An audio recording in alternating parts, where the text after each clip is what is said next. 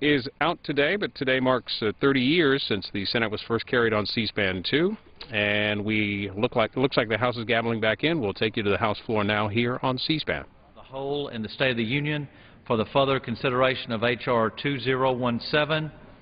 Will the gentleman from California, Mr. Dreyer, kindly resume the chair?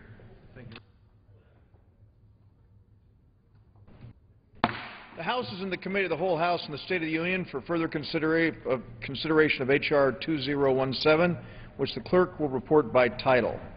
A bill making appropriations for the Department of Homeland Security for the fiscal year ending September 30th, 2012, and for other purposes. When the Committee of the Whole rose earlier today, a request for a recorded vote on an amendment offered by the gentleman from Florida, Mr. Micah, had been postponed, and the bill had been read through page 92, line 7.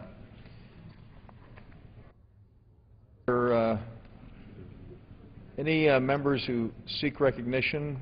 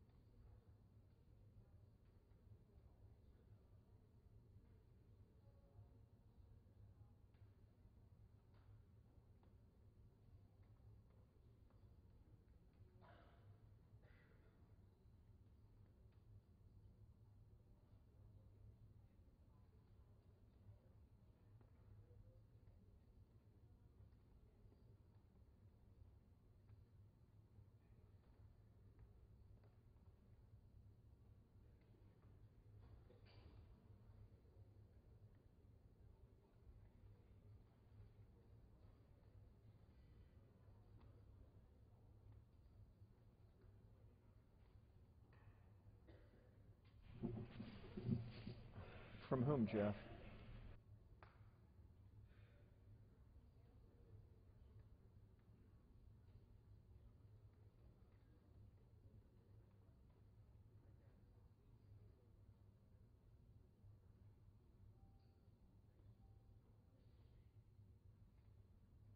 Gentleman from Alabama rise. I move to strike the last word. Gentleman needs to request unanimous consent as he has already struck the last word. Gentleman needs to ask unanimous consent. I ask for unanimous consent. Is there objection? Hearing none, the gentleman is recognized for 5 minutes. Mr. Chairman, as we had talked earlier about this legislation, this bill is about putting priority on limited dollars and robustly supporting the most essential functions of the Department of Homeland Safety and make sure that our homeland is safe. The Department of Homeland Security, with all of its critical missions, is not immune from physical discipline.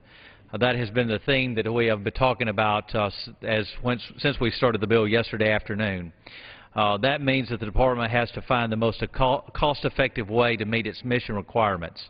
The American people, quite honestly, are demanding no less in this regard. I do want to, again, this has been a long, we went, of course, started yesterday afternoon at around 3:30. We went until about 12:30 this morning. We started again about 12:30 today, this afternoon, and we're continuing with this legislation. It will probably take us a couple more hours this evening before we finish, and a lot of people have done a lot of work to make this bill happen and for it to take place, and I just again want to thank each of them for their hard work. Again, the ranking member, Mr. Price, has been a true partner in this as we have worked together, and I want to thank him for his contribution that he has made. Also, I'd like to thank the full committee chairman and the ranking member, Mr. Hal Rogers and Mr. Dix, for their support. They have both been very helpful as we've gone through this process, and they have had to make some very difficult choices as they have to work with all 12 subcommittees. And so I want to congratulate them on as we've got kicked off the start of a new appropriation season, and we have nearing the first appropriation bill to come to the floor. But I do want to take a moment and thank the committee staff for their hard work. And namely, I want to thank Stephanie Gupta and Paul Cox on the minority side. Of course, the majority staff has worked very closely with the minority, and we do appreciate their hard work. But on the majority staff, Jeff Ashford, Chris Mallard, Kathy Craniger, Miles Taylor, Rebecca Orr have all done a tremendous job in their work. And, of course, last but not least, Ben Nicholson. Ben Nicholson serves as the clerk of the Homeland Security Subcommittee on Appropriations, and they have done and Ben has done a tremendous job, has helped me up here as I have managed the time on this particular piece of legislation. Also on the appropriation staff, Jennifer Miller, Robinson, and Mike Robinson has done a great job, and also Tim Kulikowski. They have been very helpful in making sure this process moves forward. As you can imagine, there's a lot of moving parts, and so I do want to thank Mike, Jennifer, and Tim Jim for their hard work. And at this time, I yield back the balance of my time. Gentleman yields back the balance of his time. Staff obviously delayed the process so they could be recognized here. For what purpose does the gentleman from North Carolina rise? I move to strike the last words. Gentleman is recognized for 5 minutes. Thank you, Mr. Chairman. I appreciate the chance here as we enter the home stretch of this debate to also express my appreciation to the many colleagues and staff members who have brought us to this point.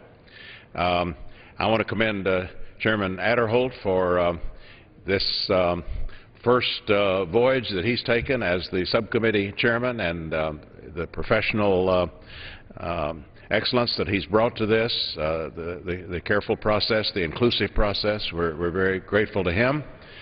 We had a good full season of hearings and an open process in the Appropriations Committee, a markup, and we've had an open process here on the floor. And that's the way Appropriations is supposed to work, and so I do commend the chairman and the leadership for that. We have had a good, robust debate here. I certainly wish that we were in closer agreement on this bill. I have always believed that on appropriations we should look out for the institutional role of this House in holding the executive accountable on a bipartisan basis, no matter which party is in charge, either here or in the White House. And so when the partisan divisions that inevitably characterize our life here, our work here, when those partisan divisions are evident on appropriations, we try our best to overcome them. Historically, we've tried our best to overcome them. That has been very difficult this year, and we have a bill that we're divided on. Not on the entire bill by any means. As I said in my opening statement yesterday, the chairman and the majority have done a good job in keeping the frontline operations of the Homeland Security Department intact, keeping those operations strong. Where we've fallen down is, I believe, with an inadequate budget resolution that has given us an allocation that is simply inadequate, and that's been compounded by the treatment of some disaster funds beyond the President's request, a refusal to designate those as emergency funds, and so we're left with a bill that's severely squeezed. I won't elaborate on that more now, except to say that this is the bigger picture we're dealing with, and it's one that we'll have to continue to work on. We will move on from this point today and be working, of course, with our colleagues in the other body and with the White House to come up with a final product that hopefully does justice to our local communities, especially the need to keep faith with the states and local communities who did depend on us for a reliable partnership. I'd be happy to yield. One of the things that worries me about this bill is the role that the Department of Homeland Security plays in cybersecurity. And the fact that we have cut the S&T budget worries me, because there were a number of projects, science and technology projects underway to help us deal with this great threat to our country. I mean, I serve on the Defense Subcommittee. I've served on the Intelligence Committee. Cybersecurity gives an asymmetrical advantage to others.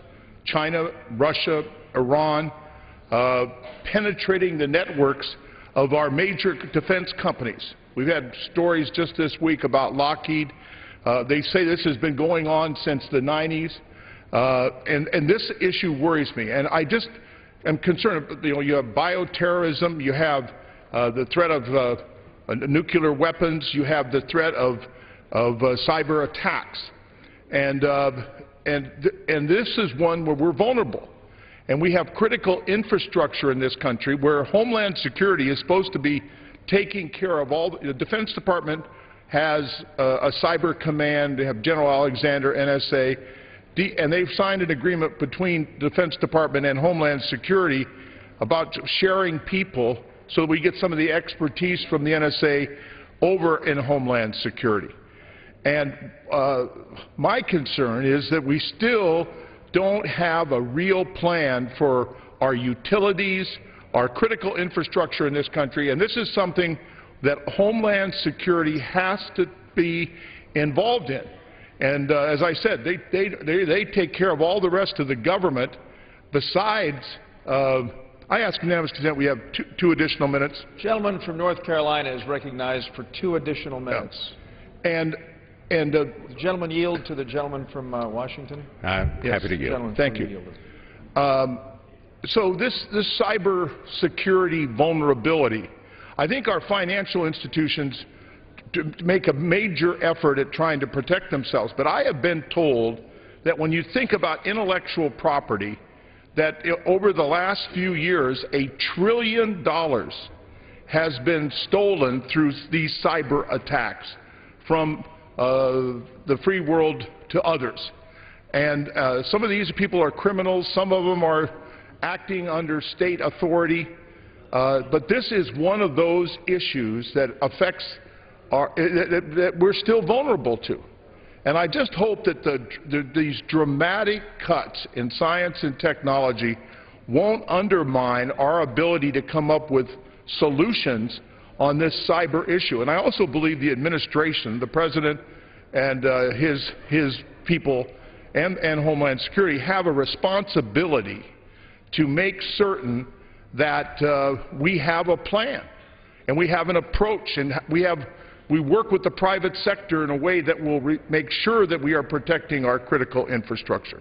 So I just urge you, Mr. Price, as the ranking member and the chairman, to see if we can't make certain that we keep in conference, keep some of this money in there for the cybersecurity program that I know Dr. O'Toole is concerned about. And I appreciate the gentleman. I thank the gentleman for his comments, and I certainly share the commitment to developing a more comprehensive approach to cybersecurity in particular, and to the research and development budget in general. With that, let me reiterate my thanks for all who have brought us to this point on both sides of the aisle, for our fine staff who we always depend on, and the way the staff has scrambled with this amendment process has been... Time of the gentleman from North Carolina has expired. 30 additional seconds, please. Is there objection to the gentleman's request to be recognized for an additional 30 seconds? Without objection, at a time like this floor debate, when we've had such a flurry of amendments from all sorts of sources, we realize anew how dependent we are on our staff for staying on top of all this and helping guide us, and we're very grateful to our staff on both sides of the aisle. With that, yields back the balance of his time. With that, we're ready to proceed, Mr. Chairman, and I yield back. For what purpose, the gentleman from Colorado, a member of the Rules Committee, rise? I have an amendment at the desk. Will report the amendment. The gentleman has two amendments. Which of the gentleman's amendments would... This is the amendment. Is the number on it? This is the amendment. The number of the amendment? Says no. There's no number on the amendment.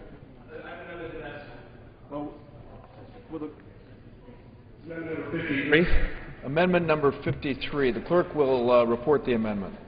Amendment number 23, printed in the congressional record, offered by Mr. Polis. Clerk will suspend. 23. The gentleman has stated this is amendment number 53. 23.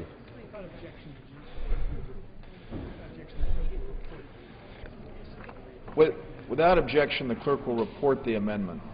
Amendment number 23, printed in the congressional record, offered by Mr. Polis of Colorado. At the end of the bill, before the short title, insert the following section: none of the funds made available by this act may be used to carry out Section 287G of the Immigration and Nationality Act, 8 U.S.C. 1357G. Is this the correct amendment? It is. The gentleman is recognized for 5 minutes in support of his amendment. I thank the gentleman. And I thank the Rules Committee for allowing an open rule under this debate, including the offering of my common sense amendment, which would save millions of dollars by cutting funding to 287G, something that's called an immigration enforcement program that actually increases crime by expanding the mandate of our local crime-fighting officials. This program effectively adds responsibilities, what should be federal responsibilities, to local law enforcement so that they effectively engage in federal immigration enforcement. So instead of keeping serious criminals from threatening our communities, the 287G program forces police to waste their time trying to figure out the immigration status of non-criminals, as well as them opening them up to charges of racial profiling, which can be expensive to defend. Instead of using our precious national security dollars on these kinds of programs, this bill has estimated savings of $6.4 million for the next year alone. The Inspector General found this program cost $68 million. These programs force local law enforcement officers to follow and enforce federal laws, even though they're not trained to do so.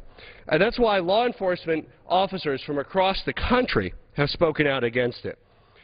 The IG found 33 problems the first time they investigated 287G last year. The biggest problem was that they found that the program did not focus on non-citizens who actually pose a threat to public safety. Instead, it focused on non-citizens who pose no threat to public safety. 287G forces police officers to enforce laws that they're not trained to do. which is why law enforcement leaders across the board tend to oppose this law. Chief Acevedo from Austin said, "It's a matter of resources and priority. My priority is dealing with criminals and terrorism issues, not dealing with civil matters." I would point out that the failure to enforce our federal immigration laws is a federal failure. It is a national failure. It is a national disgrace. But the answer is not to add an additional burden to our hardworking men and women who are working at local law enforcement to keep our communities safe at a time when their budgets are being constrained, both the money they receive from Washington as well as their local and state revenue. Why are we not listening to our local law enforcement officials? Instead of cutting funding for firefighters and police, we should stop wasting taxpayer funds on failed programs like 287G. I reserve the balance of my time. No, the gentleman has to yield back the balance of his time. The gentleman yield back the balance of his time? I'd like to make an inquiry as to how much time remains on both sides. The gentleman has 2 minutes remaining. Okay. No. I'd like to show the detrimentary effect of the 287G program. You can see that across Arizona, statewide, incidences of violent crime went down 12% in the last 10 years. But they have one particular sheriff who does a particularly bad job protecting his community. His name is Sheriff Arpaio. He is one of the notorious abusers of the 287G program. In his community, Maricopa County, crime went up 58%. So you have a 12% decrease, and then you have this incompetent sheriff who has a 58% increase. Now, he might be incompetent in other areas as well, but one of the main reasons crime has gone up in Maricopa County is because he has diverted law enforcement resources to try to enforce federal laws that we at this body are irresponsibly ignoring day in and day out, and that this bill does nothing to fix. In recent years, local law enforcement have increased community policing efforts, working with our residents, both documented and undocumented, to finally defeat violent crime and keep our communities safe. This is the reason why law enforcement officers across my community, including sheriffs, police chiefs, are strongly opposed to 287G, which stretches local police forces beyond the breaking point and hinders law enforcement and causes real harm and danger to American citizens living in our communities. I call on Congress to fix our broken immigration system. We need to enforce our federal laws. We need better border security. No one from either side of the aisle disagrees with that, but it's time to stop playing politics with this issue and stop trying to foist a federal responsibility into our already overtaxed local community law enforcement efforts, increasing crime, and putting innocent Americans in harm's way at the risk of violent crime. I strongly urge a yes vote on my amendment, and I yield back the balance of my time. The gentleman yields back the balance of his time. For what purpose does the gentleman from Texas rise? Mr. Chairman, I rise in opposition to the gentleman's amendment. The gentleman is recognized for 5 minutes in opposition to the amendment. Thank you, Mr. Chairman. Mr. Chairman, I strongly support robust enforcement of our nation's immigration laws. I happen to be from the state that has more of the Mexican border than any other state in the Union. We are very familiar with that border. We've been living with it for our entire lives and from the life of our state from before the time it was a state when it was a republic. Our law enforcement officers see an epidemic of lawlessness flowing across the southern border of the United States, and our law enforcement officers in our area want to be involved in protecting the life, liberty, and property of Texans. And they're perfectly willing to be involved in protecting the life, liberty, and property of every American citizen. They're concerned, deeply concerned, about what's going on the border. And they want to be involved. And they have volunteered to go into the 287G program, which gives them the kind of training that this Congress believes and has made it a point to believe that they should have to know how to deal with immigrants who are illegal immigrants who are looked upon as having special law enforcement needs. It is best I've been able to figure. I don't know who's imposing this on the people of Boulder, Colorado, but it's not being imposed on anybody else that I know of. It's a volunteer program. And law enforcement officers go and seek 287G training so that they can meet the standards that those who deal in immigration issues want them to know and understand. That's why we created 287G, to make knowledgeable law enforcement officers at the local level who could be effective in assisting those who have the federal requirement and the federal duty to protect our borders. I only agree with one thing that I've heard from my colleague. I agree we are failing at protecting our borders. And I would argue that this committee has done everything and continues to do everything that we can do to protect our borders. And this bill does everything it can do and does not short the people who protect our borders any, because of the dangerousness that we are aware of on our southern border. I don't understand why enlisting volunteers to assist in law enforcement would be offensive to anyone. Now, if the folks in Colorado don't want to be part of the 287G program, don't volunteer. This is not hard stuff. But you know, if you're a 1 or 2 lone border patrolman out in the middle of Brewster County in Texas, you got a lonely, dangerous job, and you've got some people coming through for economic reasons and other people coming through that are clearly violators of the law of the state of Texas and the laws of the United States. And our law enforcement officers who believe in their oath of office to protect the people that they are there to protect, they volunteer for this program so that they can assist the border patrolmen in the effort both of the economic immigrants and the criminal immigrants that come across our border. And don't tell a law enforcement officer that he's not happy to see a sheriff when he sees a body of armed men packing packs across open country in Texas. This is a good program. It's a program that has effectively trained law enforcement to understand the rules that federal agents have to play by, and still gives them the authority to assist people who need their assistance.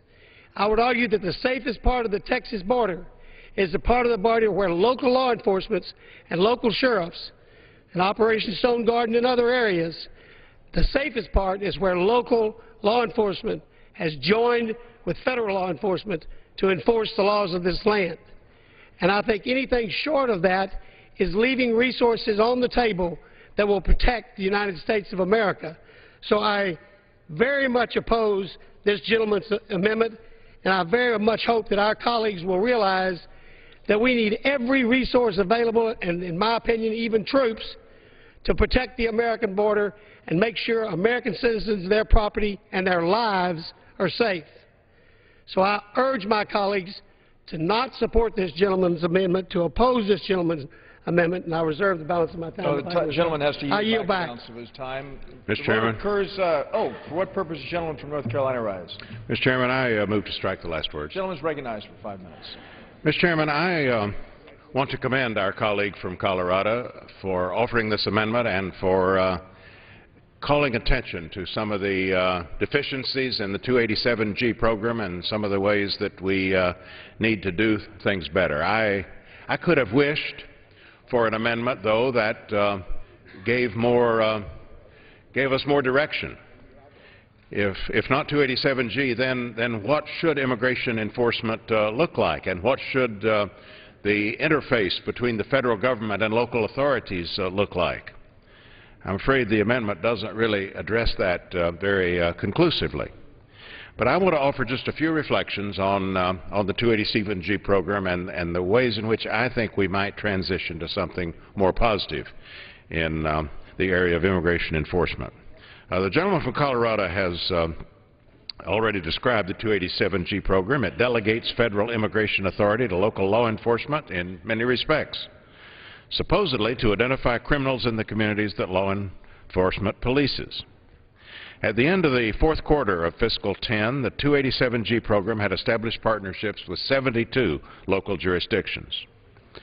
But both the DHS Inspector General and the GAO have raised serious concerns about the 287G program, particularly related to the lack of oversight by Immigration and Customs Enforcement and the fact that it was not really living up, in many cases, to its stated goal of focusing on serious criminals who pose a threat to the community. The Inspector General found 33 major deficiencies in the program last year, then found 16 more when it recently reassessed the program. Based on these concerns, I believe we do need to take a hard look at 287G. make sure that that authority is being exercised properly before we simply appropriate more money for this program. Now, Mr. Chairman, when I chaired the Appropriations Subcommittee on Homeland Security, we pushed ICE to place much greater emphasis on the identification and removal of criminal aliens. Part of ICE's response has been the Secure Communities program, which we fully supported and continue to do in this bill. Since 2008, resources have consistently grown for ICE to make progress in finding out aliens in local and state custody, removing them at the completion of their criminal sentences. This bill supports the continued expansion of secure communities, which already covers many more prisons than 287G. Now, secure communities isn't perfect either by any means, but at least it does draw that bright line between the federal role and the local role in immigration enforcement. It sorts that role out much more effectively than the 287G program, and I think we should concentrate on making the Secure Communities program work well. It accomplishes the objectives of 287G, but much more efficiently, much less problematically, and without deputizing local police to enforce immigration law. That's a proposition that's rife with complications and potential abuses. So I believe, and our subcommittee determined last year, that it is desirable to transition from 287G into the Secure Communities format. As it stands now, it's a duplicative program. It's a program that is highly problematic.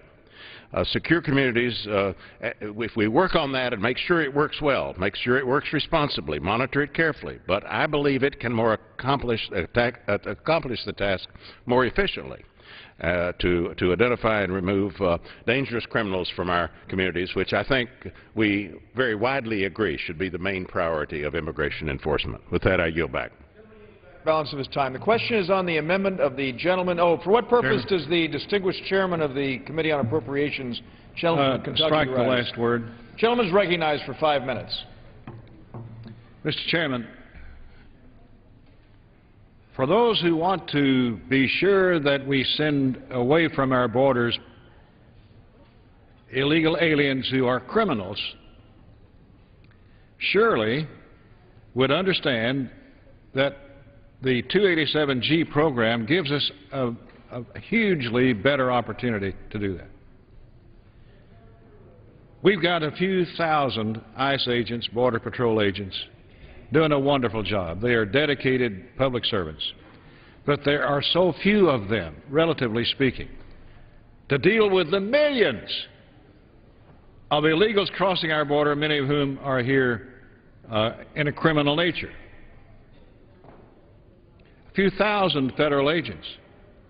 By working with local law enforcement, we can multiply that by hundreds of thousands of enforcers of America's laws and get rid of the criminal aliens in this country.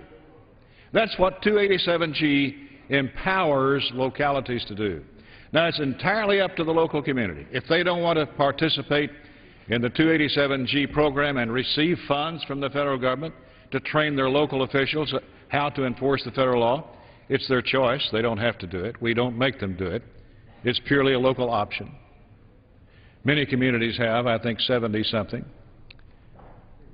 However, if they want to, and they decide to seek federal assistance, it's there for them through this program to help train their local officials. We need to better empower states and localities. And through this program, exactly that's what we do. Everyone admits we are failing to protect our borders. There's a consensus around that. We have not protected America's borders. Yesterday, today, or probably tomorrow. The reason we can't do it is because we're outnumbered. There's just not the federal manpower to stop it. And if you're going to want to try to stop it, particularly to keep criminal aliens out, I don't understand why you would not want to gain some extra help from the local law enforcement officers properly trained under this program and financed. I don't understand that. In 1996, this section was added as an amendment to the Immigration and Nationality Act for the express purpose to provide necessary immigration enforcement assistance to state and local law enforcement entities. It authorizes the Department to enter into agreements with state and local law enforcement, equipping them through thorough training to perform important immigration enforcement functions. Local law enforcement agencies are closest to the problem, are more threatened by the criminality involved, and have a more of a motivation to try to stop the criminal activity flowing across the border. To date, the ICE agency has trained more than 1,240 state and local officers nationwide pursuant to this program. Since 2006, the 287G program has, according to ICE, resulted in the identification of more than 200,300 potentially removable aliens, mostly at local jails. 200,000. 69 separate law enforcement agencies participate in the program in 24 different states: Colorado, Connecticut, Delaware, Florida, Georgia, Maryland, Minnesota, Missouri, Nevada, New Jersey, New Mexico, North Carolina, Ohio, Oklahoma, South Carolina, Tennessee, Texas, Utah, and Virginia. Those states say keep this program in place because it's helping us keep criminal aliens out of our local communities. No longer selling drugs to our kids. No longer in any criminal activity in their communities. And so I urge the defeat of this amendment. This program works. It's the only program that has allowed us to engage tens of thousands of local law enforcement officers to help with this consuming problem we have with criminal aliens. I yield back. Gentleman yields back the balance of his time. The question is on the amendment of the gentleman from Colorado. Those in favor will say aye. Aye. Those opposed, no. Opinion of the chair, the noes have it. The noes have it. The amendment is not agreed to. Mr. Chairman? The gentleman rise. On that, I'd like to request the yeas and the nays. Pursuant to Clause 6 of Rule 18, further proceedings on the amendment offered by the gentleman from Colorado will be postponed. For what purpose does the gentleman from Minnesota rise? I move to strike the last word. Gentleman is recognized for 5 minutes. Thank you, Mr. Chairman. Mr. Chairman, I rise today to shed some light on an amendment that was offered by Mr. King of Iowa last night, which the House will vote on later today. Mr. Chair, the gentleman from Iowa came to the floor at approximately 11:30 p.m. last night, and under the open rule offered an amendment prohibiting any funds from the Homeland Security bill to be used for ACORN and ACORN-affiliated community organizations. Besides the fact that it's clear that ACORN or ACORN-affiliated community organizations are not eligible for funds from the Homeland Security Appropriations bill, because as far as I know, ACORN is not in the business of Homeland Security. In addition to going after ACORN, the gentleman from Iowa, in his amendment, goes after 300 organizations.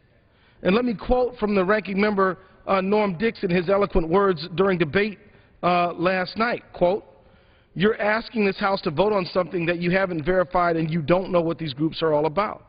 Mr. Price, ranking member of Homeland Security Appropriations, also asked a good question, and when he asked for specific information on what was the wrongdoing of these organizations, the gentleman from Iowa's response is that he didn't know. So, Mr. Chair, to highlight the ridiculous nature of this amendment, the gentleman from Iowa is asking this body to vote on an amendment to beat up on ACORN and ACORN-affiliated organizations and cannot produce a single item of evidence for the record of wrongdoing by these organizations in his amendment. Mr. Chair, one of the organizations listed, and the reason I take certain umbrage at this amendment, is that it's an organization in my own district known as Minnesota's Neighborhoods Organizing for Change.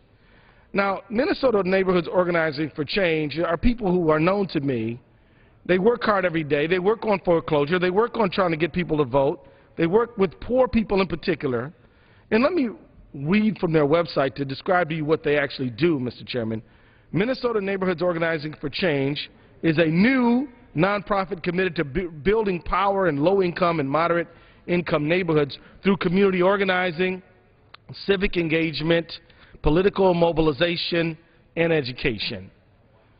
NOC is a member-funded and member-run organization that takes on the social, economic justice issues that impact our community the most. Whether it's huge issues like health care or bank reform, or small neighborhood concerns like getting a stop sign installed at a dangerous intersection, NOC members work together to apply their collective strength and get things done. This is a good, decent civic service organization, Mr. Chair, and I resent them being slandered in the way they were last night. So how did Minnesota Neighborhoods Organizing for Change get on the gentleman from Iowa's hit list? Well, they used to be an affiliate of ACORN. Now they're an independent organization. So I guess they're a guilt by association. Also, Mr. Chair, since the gentleman from Iowa wants this body to talk about ACORN, a community organizing group on the Homeland Security bill, I think it's fair to talk about ACORN. The House in 2009 voted to defund ACORN. I voted against defunding that defunding amendment because it was unconstitutional and based on politics of fear and guilt by association. It was a good vote, and I'm proud I voted that way. Because a federal court, Mr. Chair, a federal court in December 2009 found the House ban on ACORN grants unconstitutional. And I'm proud I was not on the side of that unconstitutional vote. Finally, the GAO, in a study released in June 2010, found, quote, no evidence of ACORN mismanaging federal funds. Again, we held this organization up for ridicule and destruction, and we, the Congress, were wrong. I ask unanimous consent to insert just a few items into the record regarding an individual who made a video that led to a lot of the attack on ACORN. The gentleman can only make that request in the full House, not in the committee of the whole. Okay. I will yield. I want to commend the gentleman. I hope other members who are watching this tonight will look at this amendment that Mr. King offered last evening. There are over 300 organizations. And what the gentleman has said here is why Mr. Price and I so vehemently oppose this amendment. I mean, this is guilt by association. There's no question about it. And these various groups, some of which were just mentioned in the media, and the author of this amendment said repeatedly when asked about some of these groups by Mr. Price, he said, I have no facts, I have no information. It just the Government Oversight Committee put together this list, and we added some more names that we found in the media. And he couldn't describe one of these groups that had had a problem. So I hope that the members will carefully look at this list. Time of the gentleman from Minnesota. I ask the gentleman to have one additional minute. Certainly. Without objection, the gentleman is recognized for one additional minute. Does the gentleman from Minnesota yield to the gentleman from Washington? Yes, I do. I appreciate the gentleman yielding, and I appreciate the help of the chair.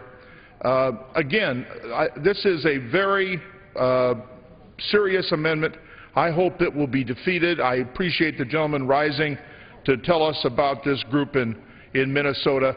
And I'm sure that there are other groups here that are doing good work, or helping people that are going to be banned from, and that would hurt them, I think, in other areas. I think people say you're banned from being able to get a contract at Homeland Security, even if you're doing good work helping people.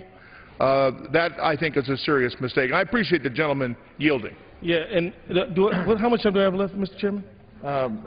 20 seconds remaining. Well, let me just say quickly, look, I pulled some articles about this whole thing. House ban on ACORN grants is ruled unconstitutional.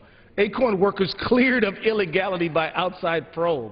ACORN did nothing wrong is another headline. All you need to know about ACORN scandal is who's behind it. Who was behind it? Young man named James O'Keefe, who was found guilty of a federal crime. Minnesota has expired. I yield back. No one seeks. Purpose is the gentlewoman from California rise. Mr. Chairman, I have an amendment at the desk. Clerk will report the amendment. Amendment offered by Ms. Eshoo of California. At the end of the bill, before the short title, insert the following. Section, none of the funds made available in this act may be used to enter into a contract with a corporation or other business entity that does not disclose its political expenditures. For what Mr. purpose, Chairman. gentleman from Texas, a member of the subcommittee. Mr. Chairman, I reserve a point of order on the gentlewoman's amendment. Gentleman reserves a point of order. Gentlewoman from California is recognized for 5 minutes in support of her amendment. I thank the chairman. Mr. Chairman, I rise today to speak about what I think is a very, very important undertaking. It deals with our democratic system and what works against it. My amendment would require that anyone that receives an appropriation, a contract, doing business with the federal government, produce full disclosure relative to political expenditures. I raise this because I think there is a dark corner of our system that is not being addressed. And it is an issue that is as much about deficit reduction as it is about our democracy. We know that there are political expenditures that are made. Some are disclosed, some aren't. I think it's important to state that I really believe that this could have been a bipartisan agreement. It's important to remember that our Republican colleagues were for disclosure before they were against it. In 2000, Senator Mitch McConnell asked, quote, why would a little disclosure be better than a lot of disclosure? In 2007, on Meet the Press, Speaker John Boehner said we need, quote, full disclosure of all the money that we raise and how it's spent. And I think sunlight is the best disinfectant, unquote. I agree with what the Speaker said in 2007, but since then our colleagues have changed their minds. Not a single Republican voted for the Disclose Act. And when I offered an amendment similar to this one in February, it wasn't even brought up, wasn't allowed to be brought up for a vote. Since then, Republicans have gone on high alert at the news that the President is considering an executive order to create the same kind of disclosure they used to favor. I know that the National Chamber of Commerce has weighed in, and they've raised First Amendment. I'm really interested in this new effort and interest of the National Chamber of Commerce. I hope they'll come to my office and talk to me about forming a coalition on First Amendment rights. This is not about that. This is not about that, and no one can say that with a straight face. My constituents are very smart. They can think for themselves. But even the smartest people can't make a decision without critical information. And today's broken system leaves millions of Americans in the dark. They don't know who is paying for what. They don't know who is being paid to say what, because there is not disclosure at the federal level. So this levels this. We're on the side of taxpayers, that we are going to make sure that whether it's procurement or contracts or appropriations, that we want to be on the side of the taxpayer. On the side of the taxpayer, having full disclosure so that they not only know who's doing business with the federal government, but where these tax dollars are going. There's a requirement at the SEC, Mr. Chairman, where boards of directors, who essentially are the Congress of a corporation, must disclose their financial interests. Why? So that shareholders know. Well, guess who the shareholders are in the country? The taxpayers, the citizens. This is in many ways a backdoor earmark, and we need to get rid of it. So I hope that this will be made in order, and I also think that this is a very important effort for full disclosure at the federal level. Whomever does business with the federal government, that they disclose. It's fair, it's a fair requirement, it's a simple requirement, and I think it's something we should all agree on. Disclosure, disclosure, disclosure. With that, I yield back. The gentleman yields back the balance of her time. Does the gentleman from Texas insist on his point of order? I do, Mr. Chairman. Gentleman will state the point of order. Mr. Chairman, I make a point of order against the amendment because it proposes to change existing law and constitutes legislation in an appropriation bill and therefore violates Clause 2, Rule 21. The rule states in pertinent part, an amendment to the General Appropriations Bill shall not be in order if changing existing law and it requires a new determination. I ask for a ruling of the Chair. Does any member seek to speak in opposition to the point of order? If not, the Chair is prepared to rule. The Chair finds that this amendment includes language requiring a new definition of whether a corporation discloses certain contributions. The amendment, therefore, constitutes legislation in violation of Clause 2 of Rule 21. Point of order is sustained, and the amendment is not in order.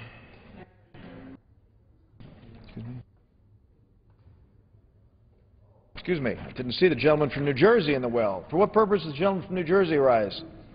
The gentleman is recognized for 5 minutes. Without objection.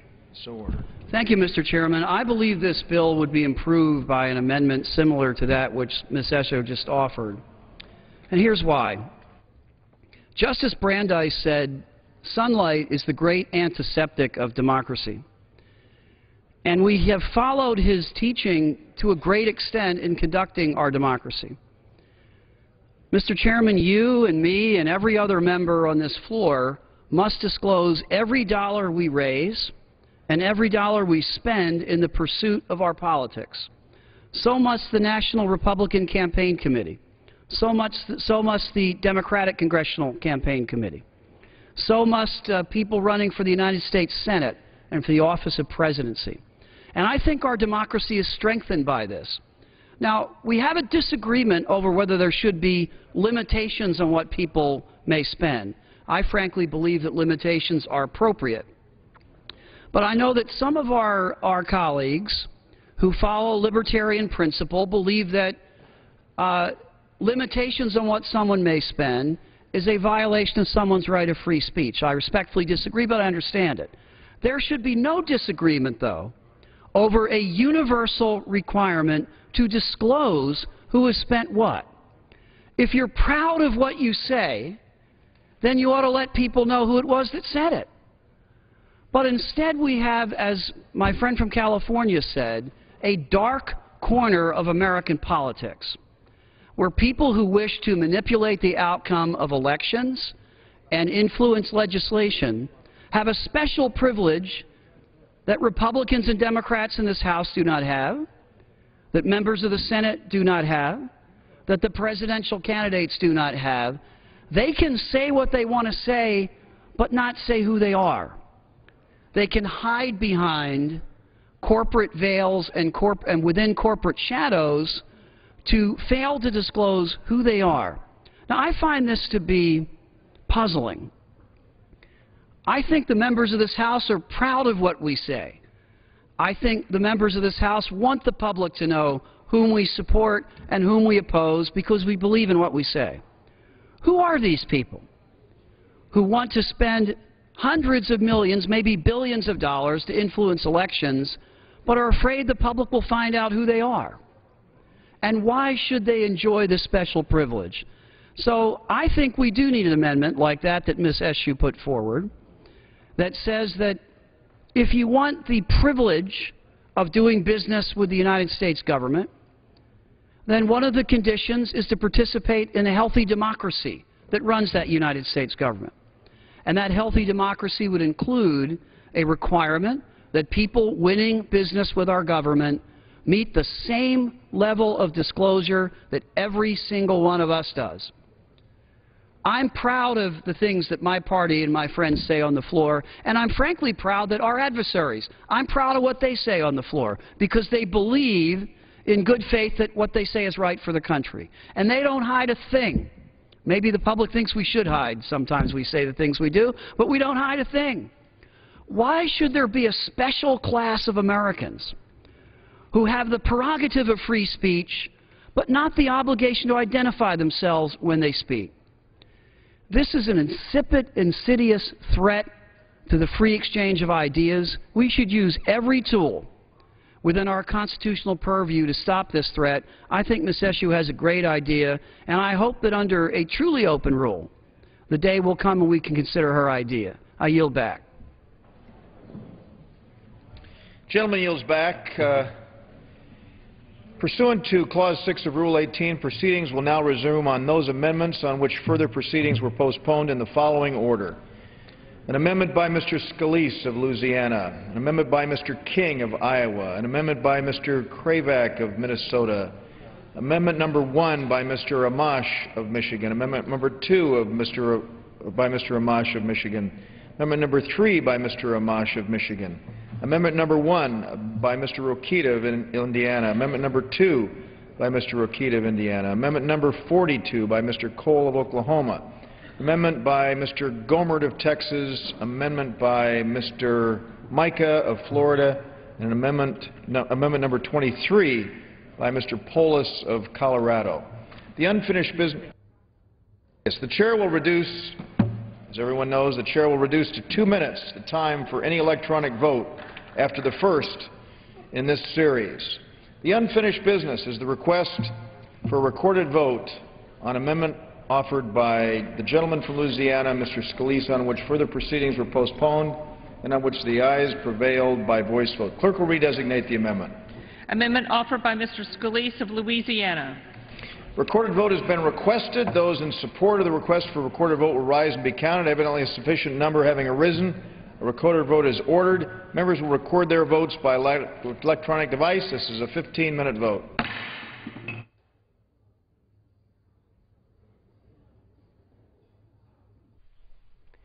Looks like a dozen amendment votes here to the fiscal year 2012 spending bill for Homeland Security, and then likely a motion to recommit and a vote on final passage. This first amendment, 15-minute vote on an amendment by Steve Scalise of Louisiana.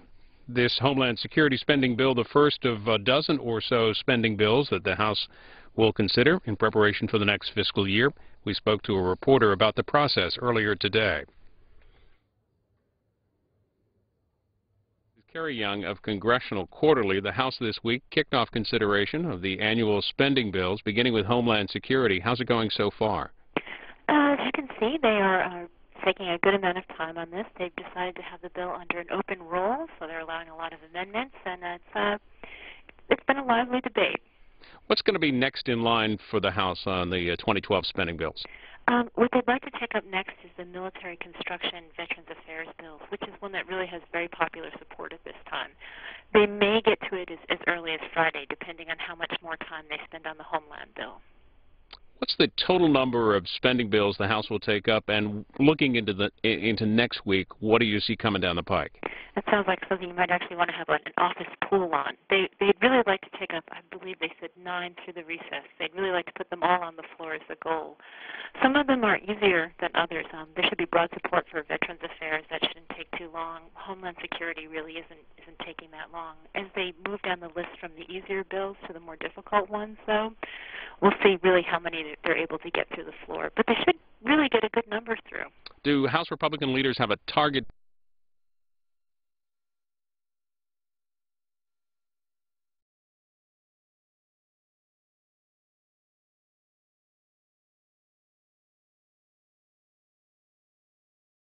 Objecting strongly to what's in the bills have been very cooperative about trying to move them along and put them on the floor and allow amendments. So that they're off to a good start in terms of considering them, and they may get really the bulk of them done through the summer. In terms of the spending level, do you think do the spending bills reflect the fiscal restraint that House Republicans promised their constituents when they came into power earlier this year?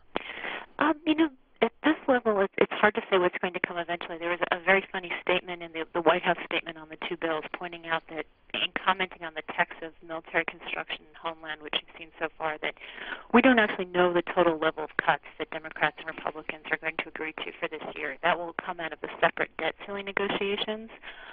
I think the cuts that they're looking at this level would be difficult, but they would not be something that would be out of the ballpark of reality. So I think that's maybe where the Republicans are aiming now are cuts that they could actually get Democrats in the White House and in the Senate to agree to. Well, what about the Senate? When are they going to pick up the spending bill ball, and what's their plan for getting these bills done?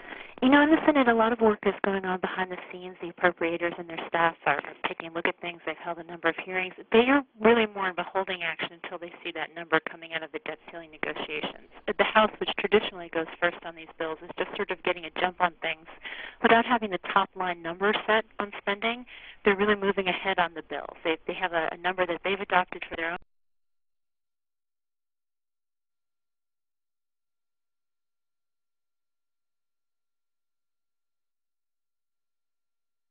Watching the debate begin on spending bills for fiscal year 2012. You can read her work at CQ.com. Thanks for the update.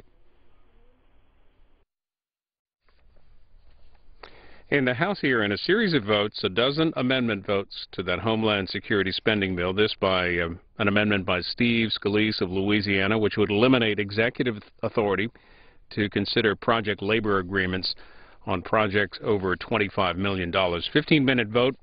Vote on the House floor, and all of the additional amendment votes will be 2-minute votes. Earlier today, the House defeated an amendment by Brad Sherman of California, an amendment which would have prohibited funds in the underlying bill, the Homeland Security bill, from being used in the Libya operation. It now appears that debate on Libya will move into Friday. John Stanton of Roll Call writes that Speaker Boehner on Friday will introduce a resolution giving the Obama administration 14 days to provide Congress with a justification for involvement in the Libyan revolution, a bid, he writes, by the GOP to make an end around a more forceful Democratic demand for an end to U.S. operations. The House will vote on the measure Friday as well. The House back in tomorrow morning at 9 o'clock Eastern. House Republicans met with President Obama on the debt ceiling yesterday. House Democrats did the same today in the mid-afternoon, and after that meeting, a number of the Democratic leaders came to the microphones to comment to reporters on how that meeting went. We'll probably get questions on it. Absolutely. Good afternoon. We're very pleased that we just had a very productive meeting with the President of the United States. We had an honest exchange of ideas, and I think a very beneficial one. It demonstrated the determination that we all have to reduce the deficit while preserving Medicare, with no reduction in benefits would be what I would say, with strengthening the middle class by making sure that what we do is balanced with fairness and opportunity, and with creating jobs by making it in America. That was the special message of our Democratic whip, Mr. Hoyer, and I want to yield to him. Thank you very much, Madam Leader. This was, I think, a very productive meeting. I think our caucus engaged, and the President responded very positively with a clear objective that we need to address the debt, the deficit, bring those down, while at the same time strengthening the security of the American people through making sure that Medicare is strengthened and preserved for our seniors. In addition to that, obviously the American public was focused on jobs. We have a jobs agenda. We call it Make It in America. Not only make it in terms of succeeding, but make it in terms of manufacturing and growing it and sending it around the world. America can compete with anybody in the world, given the proper incentives and environment. We intend to work with the President to create that and to continue to create jobs so this economy, which has slowed, will get back to work providing the jobs that our people need. I'm now pleased to yield to the Assistant Leader, Jim Clyburn. Thank you, Mr. Whip. I was very pleased today to share with the President of the United States my feelings about the talks that we're having regarding the Biden group. I said to him, as I've said to many of you in the past, the atmosphere in the room is very cordial.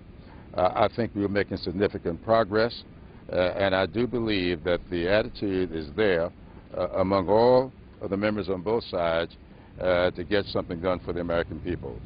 And we want to do it in such a way that we preserve the principles of our caucus, principles that say that we must preserve Medicare, we must protect Medicaid, and we must have revenue raising that's fair and equitable. And with that, I will yield to our chair. Where's the chair of the caucus? Mr. Lawson. Thank you, Jim. The first member of our caucus to speak to the President was our newest member. Kathy underscored what is so vitally important to all Americans. She said in her race, she reached out to Republicans and independents who supported her in the ongoing protection of seniors by the preservation of Medicare. She appealed to small businesses and the need for job creation and underscored the importance of making it in America, something that resonates all across this nation and clearly with our caucus as well. This was a great exchange with our President. We left united, we left together, and we intend to pursue these goals to make it in America by investing in manufacturing and to make sure in this discussion, as Kathy said, that revenues are placed on the table in terms of balancing our budget. I now yield to the Vice Chair, Javier Becerra. I think the President made 2 points very clear in my mind. He said very clearly, failure is not an option when it comes to America paying its bills. And secondly, he made it very clear that the middle class and seniors will not get stiff-armed in these budget negotiations that we're engaged in right now. I believe that every single Democrat in that room is ready to stand and fight with the President to make sure that the priorities of America are fulfilled. And with that, let me yield now to the ranking Democrat on the Budget Committee and one of the negotiators with the Biden group, Chris Van Hollen. Thank you, Javier. I thought it was a very good exchange of views with the President, as my colleagues have said. Mr. Clyburn and I congratulated the Vice President on the tone of the talks. Vice President wasn't there, but we let the President know that we thought the Vice President was conducting these discussions in the right spirit, a very serious tone, and we laid out the principles with which we've come to the table. Number one is nothing that we do as we try to reduce the deficit in a predictable way should upset the fragile economy. We know that people are hurting out there. The American people are struggling with that fragile economy. And we need to make sure that we focus on jobs, and nothing that we do should interfere with that. Secondly, you need to have a balanced approach. You need to make sure that as we put together a plan to reduce the deficit, we do not adopt the lopsided approach that the Republicans did in their budget. What did they do? They essentially said, we're going to terminate the Medicare guarantee, we're going to slash Medicare benefits, we're going to cut Medicaid benefits that help seniors in nursing homes, while they allowed to stay in place big subsidies for the oil companies, and while they have not asked the very wealthiest Americans to participate in addressing this issue. So we made it clear that we supported the President's approach that he laid out a number of weeks ago in saying that you need to take a balanced approach. Yes, we need to come up with a plan today to reduce the deficit, but let's make sure we do it without hurting the economy, without hurting jobs, in fact, invest in the future, and in a balanced way. How are you all going to do that? Republicans have said you haven't put forth a detailed plan yet. The White House hasn't put forth a detailed plan that can be squirreled by the CBO. Why not? Well, the President has a budget that he put forth, but Mr. Van Hollen, I want to yield to you to talk about our Democratic budget that we took up a vote on in the House, and which is the basis on which Mr. Van Hollen and Mr. Clyburn go to the bipartisan meetings. Our members were very encouraged. We are regularly briefed by Mr. Van Hollen and our leader, Mr. Clyburn, on the bipartisan nature of those talks, about the good faith and initiative that is being taken there, and that working together, if we are determined to reduce the deficit, we will, and we will have that message in a timely fashion so that we cannot default on our debt in a timely fashion, and hopefully that will be soon. So I want to yield to Mr. Van Hollen, but that is not the issue. The issue is, how do we work together to reduce the deficit, to have fairness in our tax system, to preserve Medicare, to create jobs, to make it in America, and I'm going to yield to Mr. Quinn. But what's the point of these meetings if both parties come out after talking with the President and hold to their same positions? There seems to be no movement. Well, in fact, as the Vice President has said, as Mr. Clyburn and I have said, as our Republican counterparts have said, we have made progress on some important issues. Have we engaged on the huge, what I refer to as the politically nuclear issues? No, but the reality is that you have to begin a walk with the first step, and we have made progress, and we're going to have to find a way to address this issue going forward. But again, true to the principles that I just outlined, and that is why we're continuing at that effort. And the President has put a proposal on the table. He did so a number of weeks ago.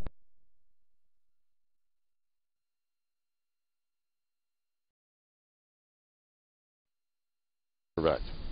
This is a 1,000-mile journey that we're on here, and we are taking some first steps. And I do believe that everybody will agree that you cannot do anything unless you create an atmosphere within which you can have productive talks. That atmosphere has been created. We're having productive talks.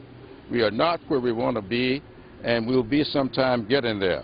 But I would hope that by the time we all celebrate Independence Day, we will demonstrate that we have shown our patriotism to the American people in a very positive way. Is there a discussion of stimulus? Did the Moody's downgrade threat come up in the discussions over the debt ceiling today? The Moody's downgrade threat did not come up. It was interesting to, we learned that when we came out, but it was interesting to some of us who were in New York a week and a half ago, talking to the New York meeting with the New York partnership, that the head of Moody's at that time said to us, at that time that they would probably not downgrade.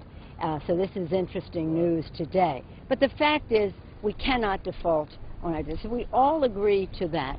And if the message that we have to send, I think what was interesting in the meeting was how our members came together around the idea that the not defaulting on the debt was a pivotal moment to enable us to do deficit reduction in a real way, in a balanced way, and in a way that will give confidence to the markets as we do not default on our loans. What's changed then from They're not necessarily linked, but I agree that it is a pivotal moment. It's a pivotal moment. Mr. Hoyer, did you want to speak to that? Well, I think all of us agree, every Republican leader and every Democratic leader agrees that defaulting on our debt is not an American value. Americans believe in paying their bills. Americans believe that if we make a promise and we borrow money and we make a promise we're going to pay it back, we're going to pay it back. Holding hostage the creditworthiness of the United States of America is not a worthy bargaining chip. This week, the Republicans, frankly, offered a debt extension, which they announced they offered to have it fail, and in fact it failed. But I think we are prepared to work with the Republicans in a bipartisan way to make sure that America's creditworthiness is not put at risk. I think what Moody's has done makes that even more clear that it needs to be an objective of us all, not just one party, not just the President, but all of us. Republicans and Democrats have a responsibility, and I think the American public expect us to perform that responsibility. I welcome Mr. Boehner's comments that we ought to do it by the end of the month. You may recall that when we met with the President about 2 months ago, I indicated that we ought to get it done by June 8th. We're not going to get that done by June 8th. That is when, of course, Mr. Geithner said July 8th was going to be the deadline. We've extended that because our cash flow has been a little better to August 2nd. But if we're going to be responsible people, if we're going to be, in Speaker Boehner's words, adults, we will come together and get this done. From Moody's perspective, though, what would have changed from the conversation last week? I think that, let me say this, not to speak for the people who are at the meeting, but what we learned on our trip there, that if we were to default on our debt, which we have no intention of doing, it would really cause a real mess in the mortgage markets. And that would have its own impact on our economy. So there were some other aspects of what would happen if there was a default that were discussed at those meetings, and perhaps that had an impact on the decision. I don't know. You'd have to ask them. But I think it has to be clear. We're not going to default. We're going to use this opportunity to take us on a path of deficit reduction. We have no intention of passing on debt to our children and our grandchildren. And the fiscal soundness of our country is important to our economic growth. So creating jobs and growth will be one way to reduce the deficit. Again, putting revenue on the table is another way to reduce the deficit, and making the cuts that we need to make, which we are fully prepared to do and determined to do, to reduce the deficit. Can I reiterate, I share the leader's confidence. We're going to get this done. The markets ought to know we're going to get it done. I've told Speaker Boehner and Leader Cantor that I will work with them, that the leader will work with them in making sure that we get this done. We clearly have differences. We clearly are going to have some, I think, very serious negotiations that Mr. Van Hollen and Mr. Clyburn have talked about. But we're going to get this done. We're going to work together in the final analysis. I believe John Boehner and Eric Cantor when they say default is not an option. It would have catastrophic consequences, which we, I think, as Americans, are not going to let happen. On the jobs issue, thank you. On the jobs issue, we understand the President was dealing with issues of manufacturing, talking about pushing new manufacturing jobs. What is the formula, as you all see fit, to create new manufacturing jobs? As this is really not the new job of the new generation. We were told that it was science and technology and things of that nature. Now you're going back and pushing manufacturing. What is the formula? Well, they're not in opposition to each other. We're talking about new technologies. When the President became President, he put forth a budget that said he was going to reduce taxes, lower the deficit, and create jobs around three principles: investments in education and innovation, which go together, investments in affordable quality health care to lower those costs, and in energy and the green infrastructure of our country. And those investments in science and technology, as well as tax credits and the rest, would be used to make us number one. The President said it best: we're going to out-educate, out-innovate, and out-build. So we're going to do it in a new way that creates new industries for our country to be competitive, to be number one in the world. And he reiterated that today. So this is not a contradiction in terms. It's actually a reinforcement of the same message. And very important to it is all of these point to making it in America. Can I also say, the President tomorrow will be going to Toledo. He's going to be talking about the automobile industry. An extraordinary success over the last 18 months, where we invested in the automobile companies, made sure they could have the opportunity to be successful. They are now creating jobs. We've saved upwards of 1 million jobs in the automobile industry. We've saved an industry critical to our national security, and we've saved jobs and opportunities for our people. So that was a specific example of the kinds of investments. But we need to invest in education, we need to invest in infrastructure, and we need to invest in innovation. As the leader has said, the President's spoken of all of those in his State of the Union, and that's the kind of agenda we're going to be pursuing so that our people can, in fact, make it in America. Mr. Clyburn, are you telling us that the talks led by Vice President Biden will produce a budget by July 4th? No, that's not what I'm telling you. I'm saying... I wasn't saying that either. No, that's not what I'm saying. We're going to get the budget debt limit resolved. I think people ought to have confidence in that the American people will know that their representatives, Republican and Democrat, will get that done. When can we expect a budget from that group? When can we expect any Well, we won't be doing the budget. We're working on deficit reduction and what is necessary for us to be able to do an increase in the debt limit. And the budget and all that stuff will be worked out by others once we get that frame done. But let me say this about the jobs. One of the things I thought was very, very important in this meeting today, it's something a lot of us have invested in, and that is the President made it very clear that Secretary Chu and a few others have said to him that we can, in 5 to 10 years, create an automobile that could get 300 miles to a gallon because of what the technology is in with electric cars and that stuff. I drive a hybrid myself, and so I can tell you that technology is working. But there is an age-old manufacturing concern that we talked about, and that is rebuilding our infrastructure. That doesn't require a whole lot of new technology, but what that requires is for us to get our roads and bridges that are deteriorating rebuilt, and we can do that in the tried and true way that have fundamentally sound manufacturing jobs involved. And a new greenway. That was part of it, and then we need to do more. But a very small part of it. Let me just say this about the meeting in conclusion.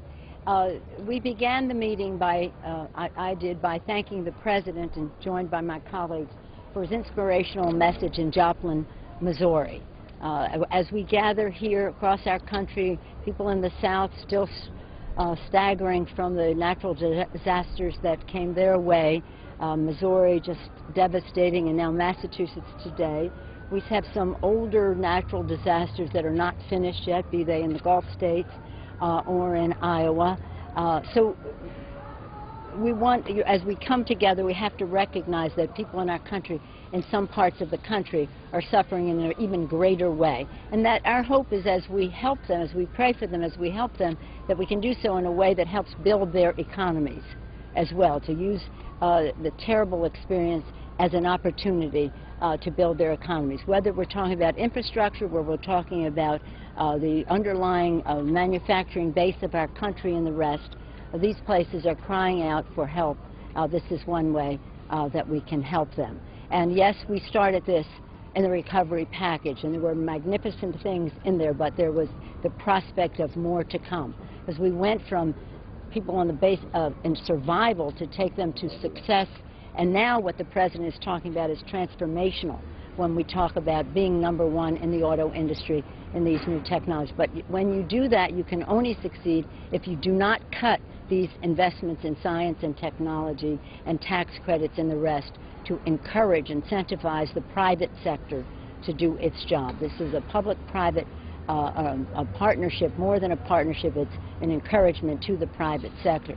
So we're hopeful about the future. We're determined to work together, Democrats and Republicans, House and Senate, White House and Congress, to make sure that we remove all doubt that there is no default on the debt, and how we go forward will send a message of confidence to the markets that we can have a budget arrangement that is balanced, again, while preserving preserving Medicare, Social Security. And back live to the House floor. On this vote, the yeas are 207, the nays 213, and the amendment is not agreed to. For, where's Bishop? For what, committee will be in order.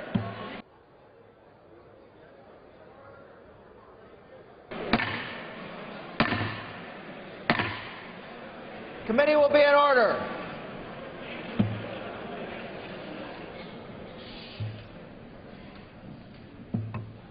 For what purpose does the gentleman from Utah, Mr. Bishop, rise? I ask unanimous consent to speak for 1 minute. Gentleman's recognized.